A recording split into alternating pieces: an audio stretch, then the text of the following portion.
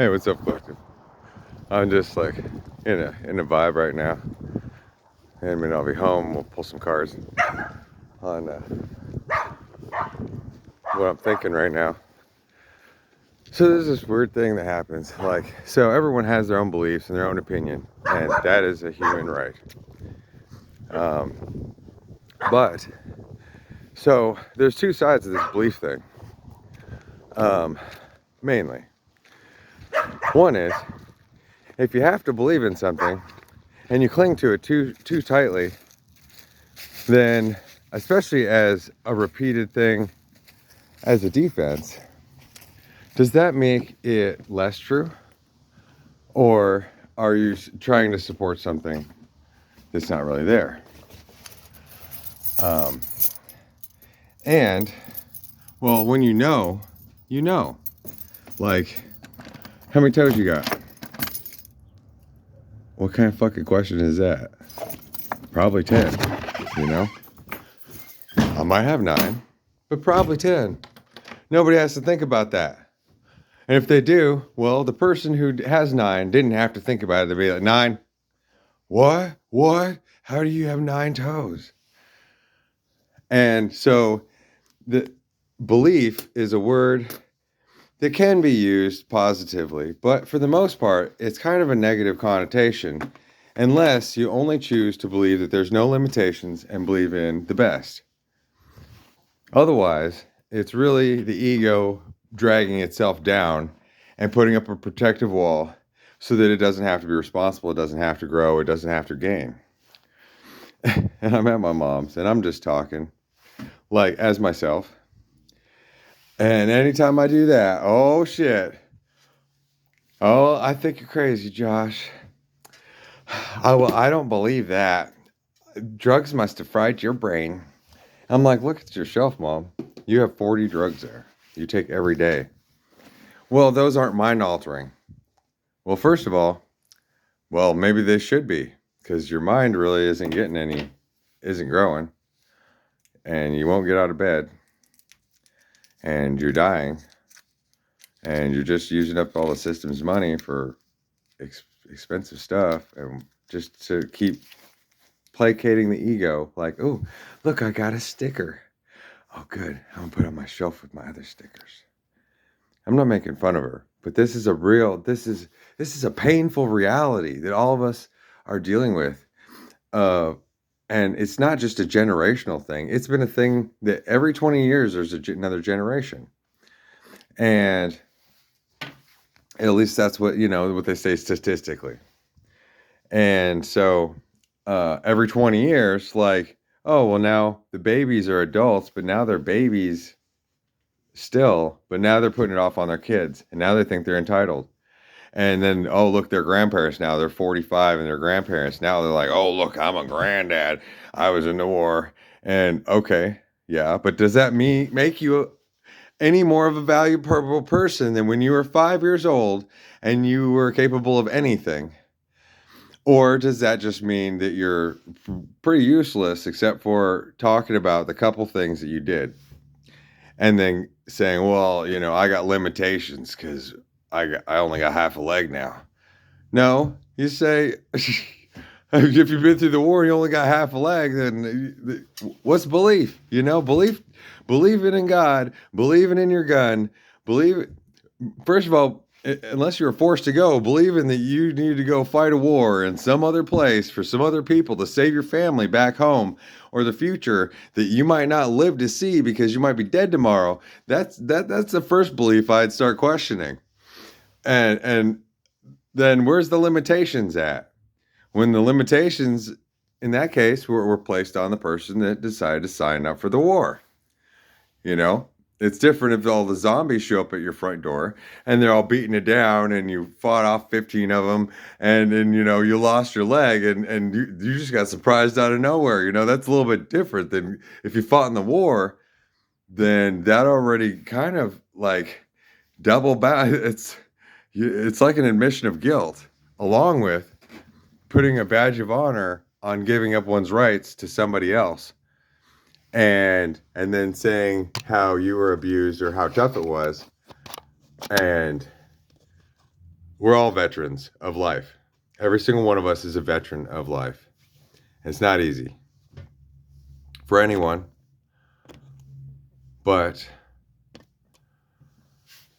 each of us has to go through it. And the idea is that individuals have to evolve faster and taking 40 pills every day to maintain a body that only can watch TV, play on the phone, and call somebody else to go pick up things from the store and bring them home. So you can just be like, oh, thanks. I got my McDonald's. I got my coffee. Oh, I got some leftover. Oh, good. There's dogs here. Yeah, now I made somebody happy.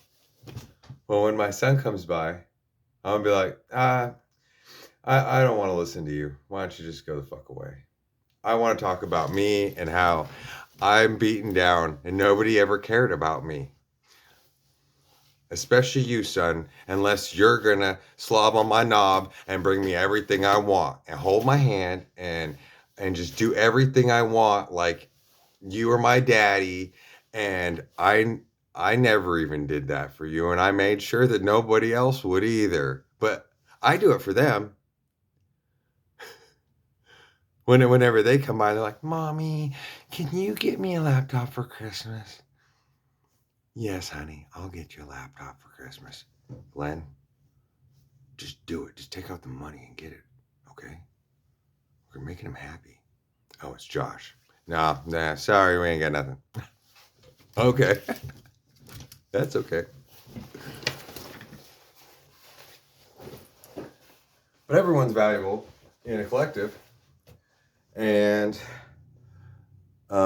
we all learn from each other. The high learn from the low, and the low learn from the high. And there's no two of us apart, really.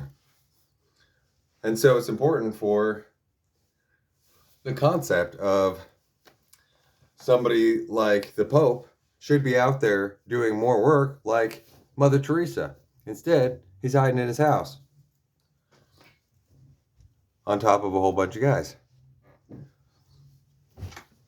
Being spiritual is more like being a nun, but you're not trapped in a convent around only people that are one sex on one routine, because that would be too fucking easy. As hard as that is, that's just like any part of life in a snippet. Like, oh, I go to work and then from 9 to 5, I'm doing that. Only, okay, I'm a nun. So from point A to point B, it just keeps cycling and it never goes anywhere. And I'm just feeding the divine my love, but it can't escape. And anywhere it escapes to is longing for me, but I'm chaste. I can't go out. I can't come over. I'm just making you want me so that you'll show up to church. And being spiritual, you're always at work. You're always off. You're always at play. You're always at church. I already said that. Work, play, on and off, at church, and at the football game, all the time. There's no division in that. It's about carrying the energy with us wherever we go. There's no dips in the energy unless we allow ourselves to take those dips. And instead, everyone that gives a dip should actually be giving us a boost, like I'm feeling. And that's transmuting death energy, where anything that wants to compete against you automatically, especially if it's their ego hiding from themselves. And so then it's back here, and the person up front is just a mask that's already hanging off. Like everybody can see right through it, but the person can't see it and can't see through it either, and just lives to tell on themselves in the worst kind of way. But everyone accepts it and takes care of them to stay in that bubble, just melting into themselves. It's kind of gross. And that is the old highest ability of free will. That's not very uplifting, letting each person devolve into a pile of goo. Well, oh, sure, we'll send you some welfare every month. Oh, yeah, well, this guy only makes this much a month, but he wants company and for whatever reason to have a wife. And if she's a huge handful, then he's going to get a pat on the back at least. Is like, because he's carrying somebody that's not actually putting in any work and is costing everything. And so that's a weird way to see positivity, I think. It's not very positive at all, and that's very much the way the old world works, especially after the age of 40. Everyone's just clinging on to life and all their baggage and their bad habits, like it's the end of the world, and justifying them too. When, if anything, those things should be at least propelling us further somehow rather than sandbagging. So that's really the talk. But since I'm in this energy, I want to pull a couple cards, see what we got.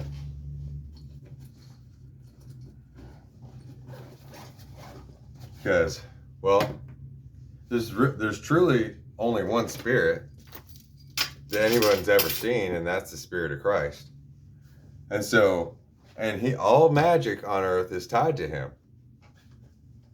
So then the Bible is automatically set up against itself to double balance this place of, well, if you believe in the magic of the church, you believe in Jesus. If you believe in Satan and Satanism, then you believe in Jesus. If you believe in anything and you want your belief and your faith to go anywhere, you already have to have that somewhere along the lines here. Otherwise, then you're being led by spirits. Then you don't have a fucking clue. And anything and anybody can lead you, and they're all, looking more like Matrix droplets. Like, you can't really tell what's going on in their system as far as, oh, well, this one's on the right and this one's on the left. Everyone's kind of just like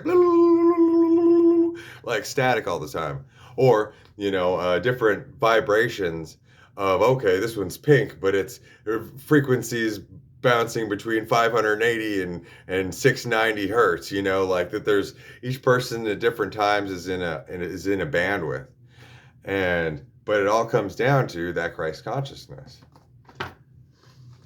And so the only thing we're truly ever channeling is our own energy.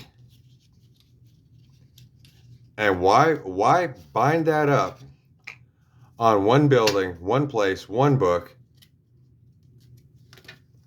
and not fulfill something greater, even if it's just before our own eyes, building our belief, our faith, our knowing, to bring it all together. That's every single person's mission. There's no money to part out. There's no like, oh, look, I got 8 million followers and you only got 2. Well, it looks like if there was only you 2 playing, that you need to give 2 and however to equal that out. Like, let's see, 3. I don't know. You gotta give 3 million followers. Yeah, 3 million followers to the guy with 2, so you both have 5, and then the world would be a good place. But you can't do that, can you? Oh, so that means that the highest is already bleeding energy off to the low, especially if they're looking at the low. And the ones that are low, looking up, going, oh, I wish I had the 8 million followers, is sending energy to the 8 million followers when they already have too much free energy that they're getting for nothing. And why each has to find a place where they can balance the pole exactly on top of itself and maintain the whole collective. Because, like the penny, e pluribus unum, or whatever. All for one for all. Out of one many, and many out of one. And each of us is that one. But as a divided piece, like every cell in the body, there's one cell in every single human body that's the same. It's the mitochondrial DNA, which is the engine for each cell. And it is passed down from the mother, the divine mother cell.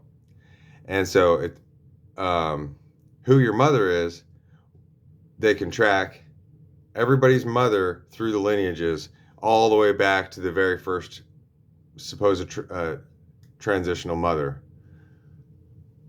And that's the mother cell, and it's the engine behind every single cell that started it all, and that's the piece that never changes.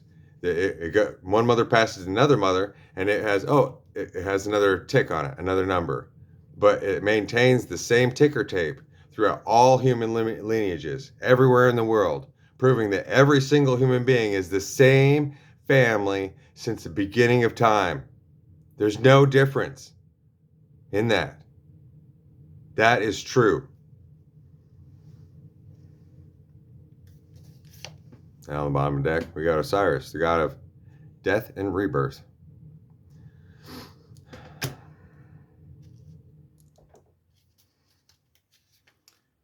Followed by his sister of but ends up being the wife of Set, is Perseverance, Neath. Beneath. How are you going to be beneath if you're on top of everybody, but you're underneath of everyone?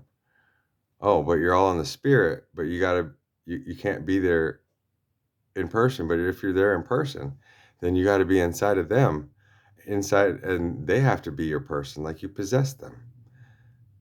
That's one way to see the cross on beneath.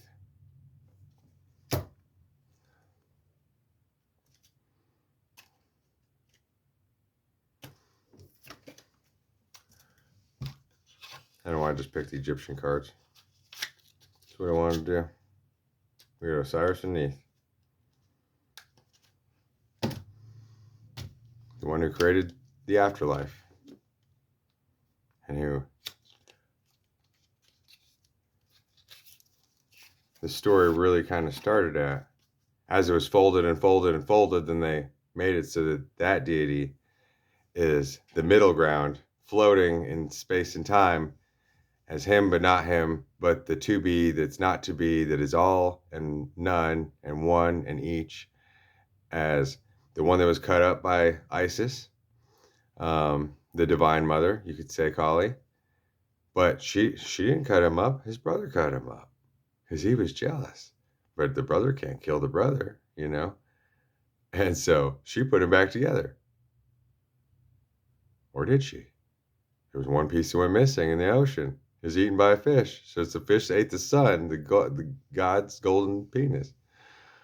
But he got to make a baby while there's a fish running around with his cock in it, with his rooster.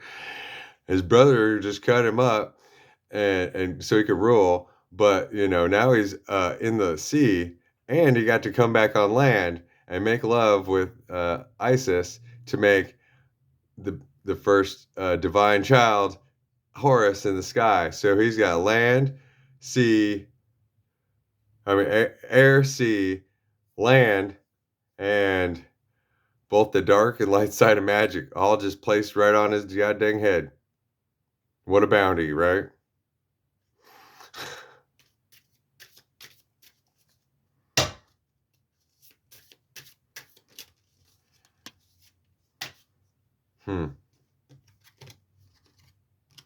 Sagittarius, I see.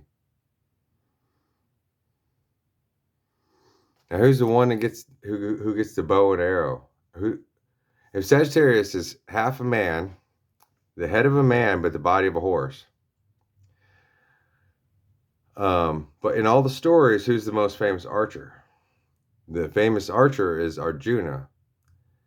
And he never misses. Whatever he sets his sight on, his mind, even blindfolded, you say, I'm going to throw an apple. And then without seeing, he just sees the apple in his mind. And boom. Just like a DOD ran installation that takes out objects in the sky. Once it has the parameters, boom, it's dead. Next. Oh, we're throwing chairs now? Okay, I know what a chair looks like. I don't need AI to teach me. Boom, chair's dead. And each of us has that ability with the ego and the Christ consciousness by giving into ourselves and, in a sense, burning our own essence into the back of our mind. And then once that starts to come back forward, then everything in reality starts to align with that. Rather than looking at what's in front of you and trying to divide it, then that actually causes what's back here to continually be split. And so you run away from your dreams. Even if you gain toward your dream, you're also, it's instead of being more like a black hole, which everything revolves around, everything falls into, everything is balanced from and equal, then you have more like a Doppler shift and a range of motion where what you're to leave Earth, what do you got to do? You got to push against Earth to begin with. Like, and that's kind of weird, which only double backs up what I'm saying of how you have to burn your own image into your own skull. And then as you come out of that, you release everything and reality starts to come together as the opposite of parting Red Seas. Instead, it aligns so that you're always walking in balance and grace and maintaining.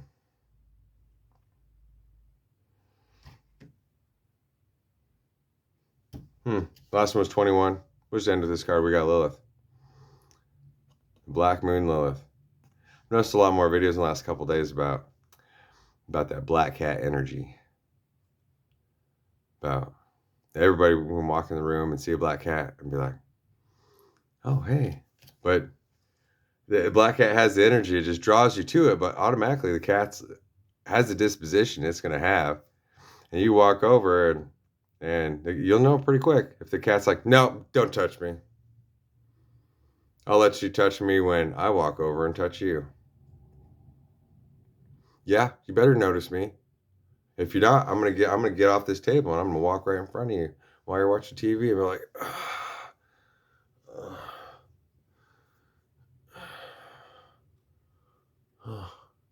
this show's kind of dumb.